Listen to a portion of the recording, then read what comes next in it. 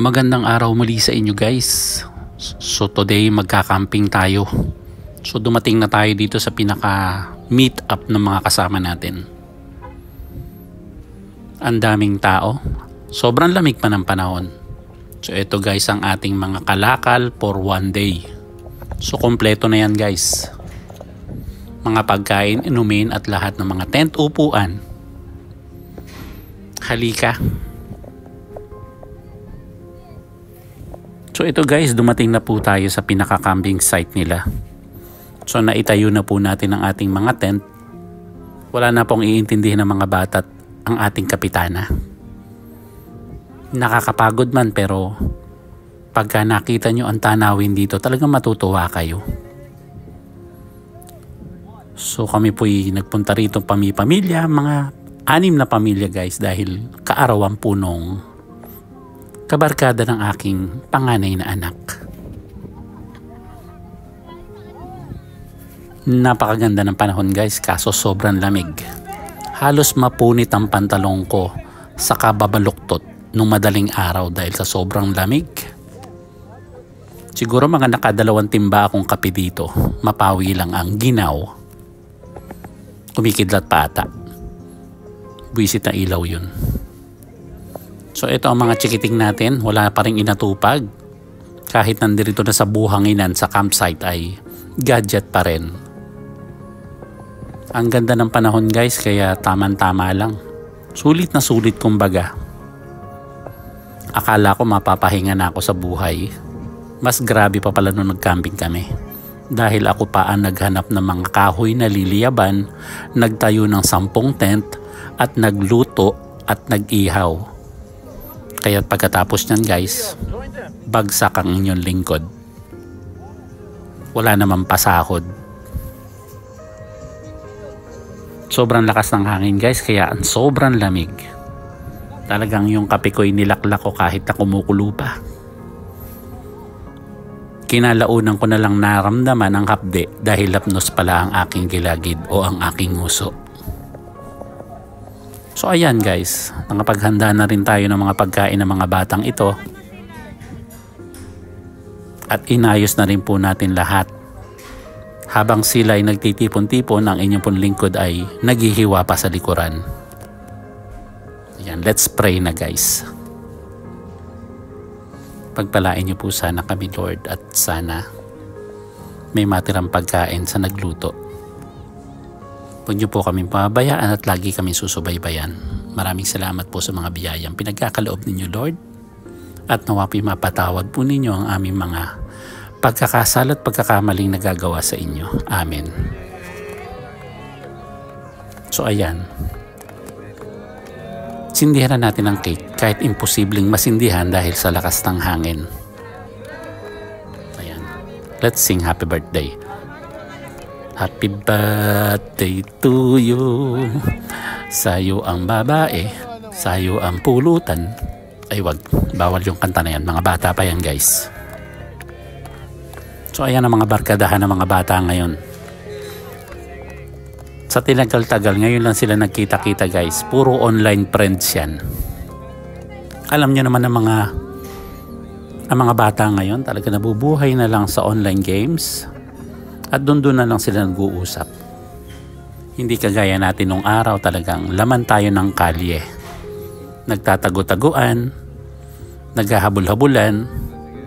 Minsan nga sa pagtatago ko inumaga na ako, hindi na ako nakabalik doon sa pinaka-base. Ayan, happy birthday, iho. At syempre, pagkatapos ng kantahan ng happy birthday, kakain na ang mga bata na yan. Napakasaya naman ang pakiramdam guys nang kahit na lupay-pay na ang katawan ng inyong lingkod ay nakukuhanan ko pang ngumiti. Lagi tatandaan, laging ngumiti kahit ano man ang pinapasa natin sa buhay. Kahit pasan-pasan natin ang ating misis, ngumiti pa rin tayo dahil bawal sumimangot. Ayan guys ang ating mga munting handang na i-prepare sa kanila. Ako po'y nagluto ng bopis, nagbabad ng belly, gumawa ng cake, at nag-bake ng cupcake. At syempre ang bopis, halos madurog ang magkamatay ang aking kuko sa kahihiwa ng lutuin na yan. Isa na lang ang nabubuhay kong kuko sa hinlalaki guys. Ayan, meron din tayong grilled chicken. Ang sinaing natin, mukhang wala na akong aabutan. Ayan guys, habang sila'y kumakain, tayo po'y nagpaliyab na rin ng bonfire. Sa kasamaang palad guys, stick na lang ng hotdog ang inabutan ng inyong lingkod. Pero okay lang yan guys. Basta't masaya ang ating mga anak, ang ating pamilya, ay lubos na rin ang ating kabusugan sa buhay. Pero ramdam ko, kumukulubot-kulubot o kumukulo-kulo ang aking mga bituka sa loob-loob ng aking tiyan. Okay na siguro magtsaa uli. Lamang tiya na rin yun. Itulog na lang natin ang gutom. Ay, ang mga bata ngayon, kaysa yan nilang pagmasdan, di ba guys? Ayan. Baka naman pwede nang ibigay nyo na lang sa akin yung marshmallow na yan, parang awa nyo ng mga bata.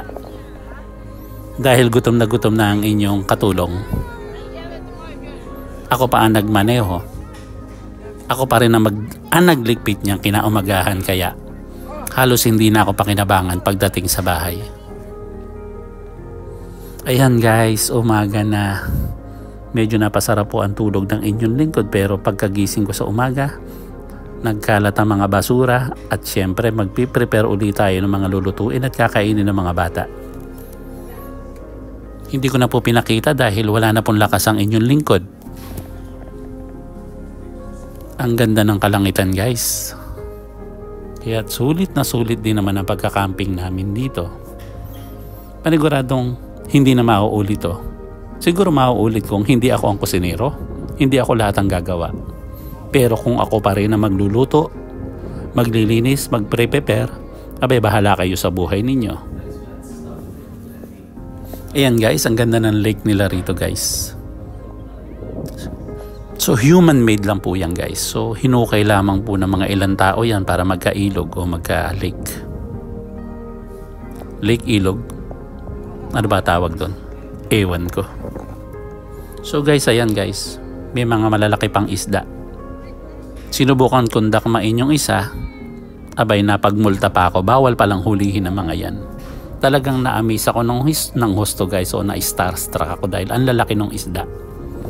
Bala ko pa naman ipaksiw o iihaw, lagyan ng palaman. So ayun, nadala tayo sa barangay hall. Kaya sa susunod guys, hayaan nyo mabuhay o maglalangoy-langoy ang mga isda na yan. Huwag nyong dadakmain. Kayo pa naman ay mahilig mandakma ng isda na may isda o tilapia ng tilapia. O sige guys, maraming salamat sa inyo. Ang daldal ko na. Ako'y mamamahinga na muna. Bye-bye!